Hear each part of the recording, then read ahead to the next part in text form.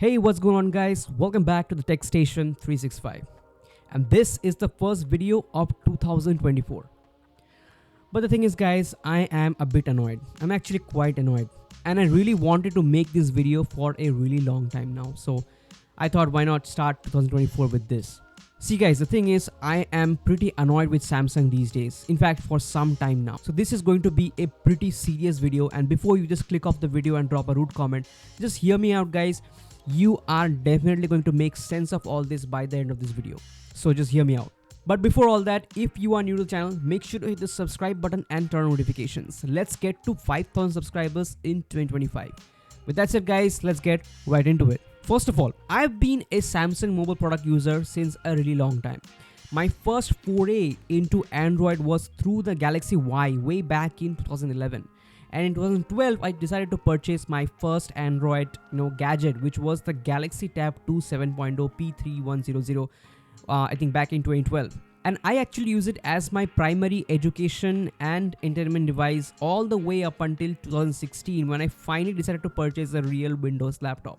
Meanwhile, in 2014, I decided to switch from the Intel-powered Asus Zenfone 5 to the Galaxy Note 3 Neo. And most recently, in the last couple of years, I purchased the Galaxy S20 FE 5G, the Galaxy Tab S6 Lite, the original one with the Exynos 9611, and also the Galaxy Watch 4. So I am more than familiar with Samsung products and I have been using it for a really long time.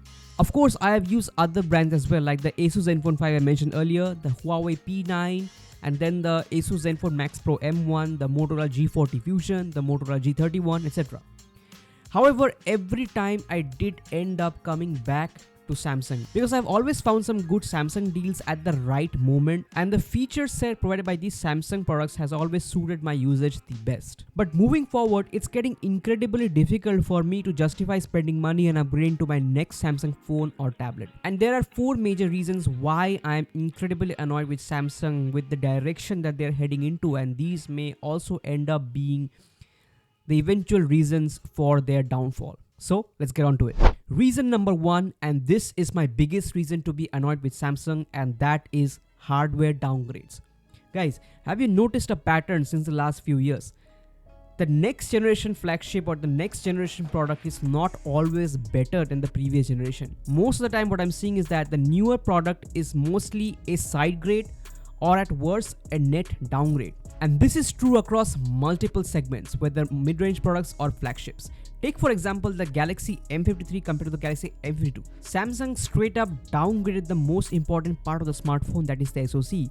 It went down from the Snapdragon 778G in the Galaxy M52 to the Dimensity 900 in the Galaxy M53, which is worse both in terms of CPU and GPU and also provides worse battery life. The 778G is also better in terms of emulation gaming performance and also supported Google Camera Mod if you wanted to improve the image quality even further. Speaking of the camera, which was also downgraded, the Galaxy M53 had a worse ultra-wide camera in terms of both resolution and sensor size. Now compare the Galaxy A53 to the A52s.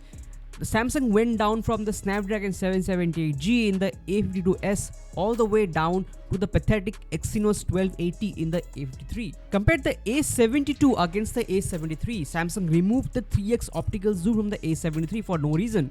Compare the S21 FE to the S20 FE. Samsung got rid of the all-important micro SD card slot and also used an SoC which gave it worse battery life. Now compare the S23 FE to the S21 FE. The S23 FE got a worse design with bigger bezels, giving it a much cheaper look. Also, for some reason, Samsung removed the OIS from the 3x optical zoom from the S23 FE. Just doesn't make any sense. Now moving to the flagship Galaxy S series, ever since Samsung unveiled the Galaxy Ultra models, they downgraded the resolution, the display resolution of the Galaxy S normal models from Quad HD to 1080p. I think the Galaxy SN was the last Galaxy S model to have a Quad HD display. After that, all the models, the normal Galaxy S models, were reduced down to Full HD. Also, if I recall correctly, some of the Galaxy S models, the base models, had a reduction in battery size as well.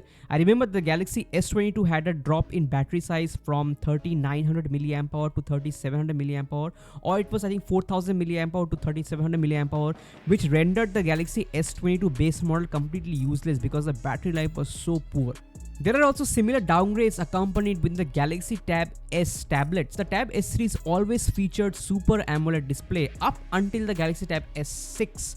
After which, with the Tab S7, Samsung introduced the Tab S7 Plus model, for which you had to pay extra to get the Super AMOLED display. So all of a sudden, the Super AMOLED display became a more premium feature, for which you had to pay extra to get it. Then compared the Galaxy Tab S9 FE to the Galaxy Tab S7 FE. I made a previous video regarding this. The Tab S7 FE, in my opinion, was always overpriced because Samsung nerfed it badly with only 4GB of RAM.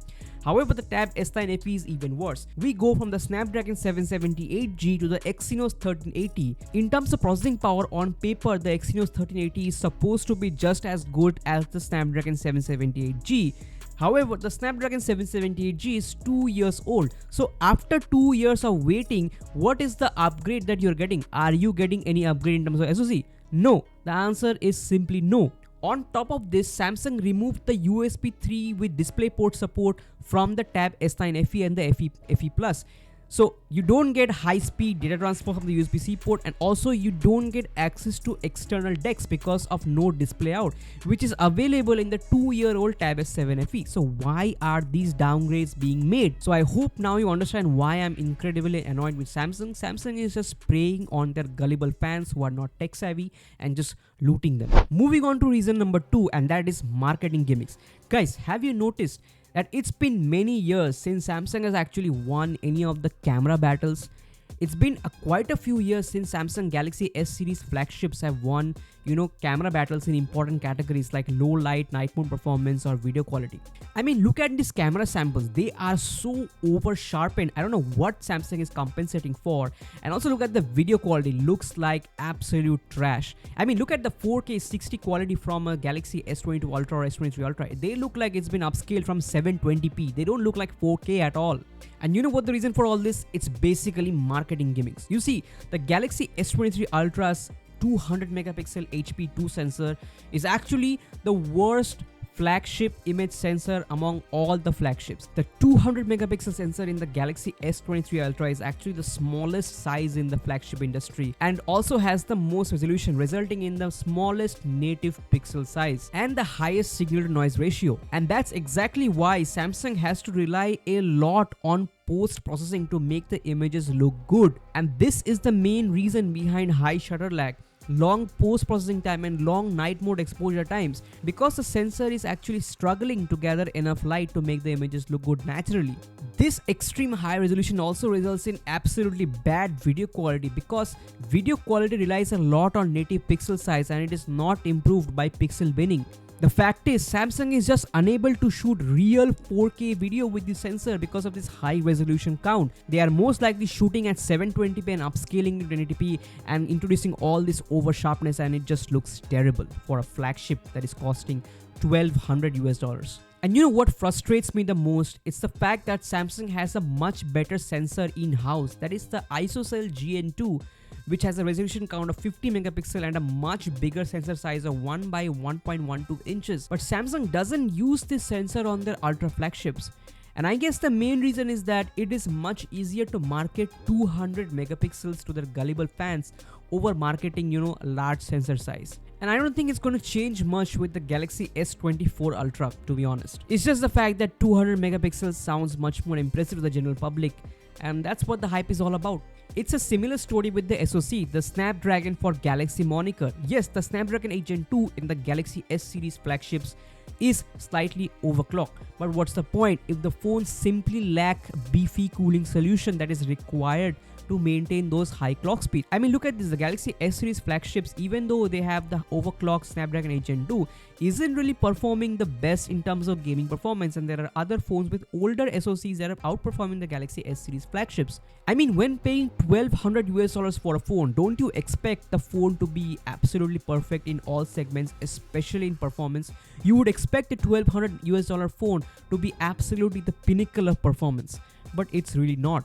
Again, it comes down to the marketing gimmicks. So, overclock processor, but you don't have the cooling solution to sustain those clock speeds. As a result, no point. Coming down to reason number 3, and that's the removal of features. Guys, remember older Samsung flagships? They used to pack the IR blaster. They used to have heart rate sensors. They used to have iris scanners. They used to have headphone jacks. They used to have micro SD card slot. The box used to contain the charger, the USB cable, a USB-C to full-size USB-A OTG adapter, a micro USB-A to USB-C adapter for charging with older cables, and also a good pair of braided AKG tuned earbuds. But what about now? The phones costing this much money only comes with a cable, and that's all. There is no case, there is no charger. I mean, why are we okay with this removal of features? I mean, Samsung used to mock Apple to remove features from their boxes, the headphone jacks and all that, and after a few years, Samsung themselves chickened out with this. I mean, it's just ludicrous behavior. My biggest disappointment is the removal of SD card expansion functionality. I mean, I don't know how long you have used Android, but I've been with Android since the beginning, and micro SD expansion used to be one of the fundamental differences between Android and iOS. I use the micro SD card slot on my Galaxy S20 FE 5G, which is the last Galaxy S flagship with this slot, and I thoroughly use it, and I do not know what I'm going to do when I don't have access to it. And reason number 4 is simply the lack of value for money option. I don't know what's going on with Samsung, but I cannot see a single value for money option in the entire current portfolio of Samsung. I mean, just a couple of years ago, I thought Samsung was improving. They had the Galaxy M51, the M52, which was pretty good. The Galaxy A52s was pretty good. The Galaxy S20 FE 5G was pretty good. I thought Samsung was going in the right direction, but what's going on now? Whatever options are available are either heavily compromised in terms of the hardware specifications, or they're incredibly overpriced. And this applies to both phones and tablets. Samsung doesn't have a single competitor to the Poco F5, the iQOO Neo 7 Pro, the OnePlus 11R, the Nothing Phone 2, the iQOO 12, and tablets like the Mi Pad 6, the OnePlus Pad, etc. And guys, don't fall for the trap of 4 years of Android updates, especially when the underlying hardware is this bad. First of all, Android updates don't matter all that much. I mean, you tell me, how has Android 11, 12, 13, 14 changed your life? My Asus Zenfone Max Pro M1 running Android 9 still runs all my applications just fine.